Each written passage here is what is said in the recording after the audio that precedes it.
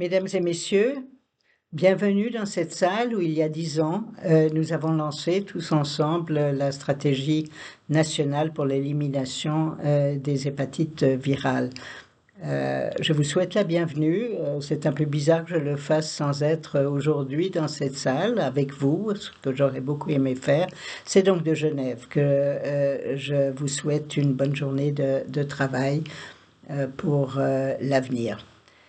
Ce que nous avons lancé il y a 10 ans a progressé. Et un des progrès marquants est que maintenant le programme d'élimination des hépatites virales fait partie intégrante du programme national qui concerne également le HIV-Sida et les maladies sexuellement transmissibles.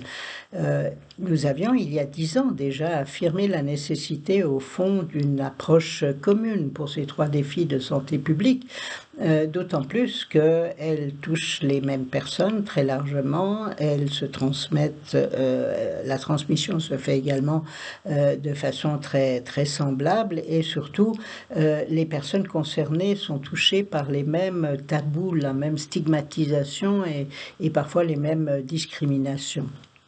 En plus, il fallait bien sûr briser l'ignorance qui portait sur ce qu'on appelait à l'époque une épidémie silencieuse, celle des hépatites virales. Nous savons aujourd'hui ce que nous devons faire. Nous devons diagnostiquer davantage, nous devons traiter davantage les personnes atteintes d'une maladie chronique due au virus de l'hépatite, et nous devons surtout le faire en luttant très directement contre la stigmatisation des personnes les plus vulnérables. De qui s'agit-il? Nous le savons bien.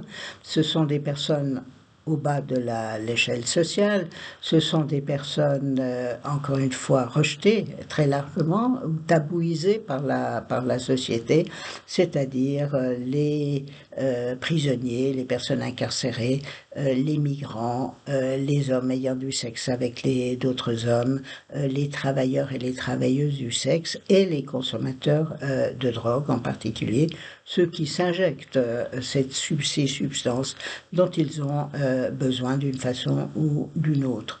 Nous avons appris dans la longue bataille contre le sida qu'on ne pouvait pas envisager de stratégie d'élimination sans y associer étroitement les personnes directement concernées. Ne faites rien sur nous ou pour nous, sans nous, est un slogan qui reste absolument valable pour tous ces trois types de maladies et de défis à surmonter.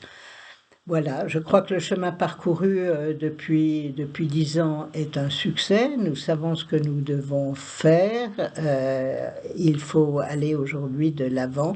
Je remercie tous ceux qui, pendant 10 ans, ont travaillé à faire connaître la nécessité de cette bataille, et bien sûr à tous ceux et à toutes celles qui la continuent, cette bataille. Merci et bonne journée.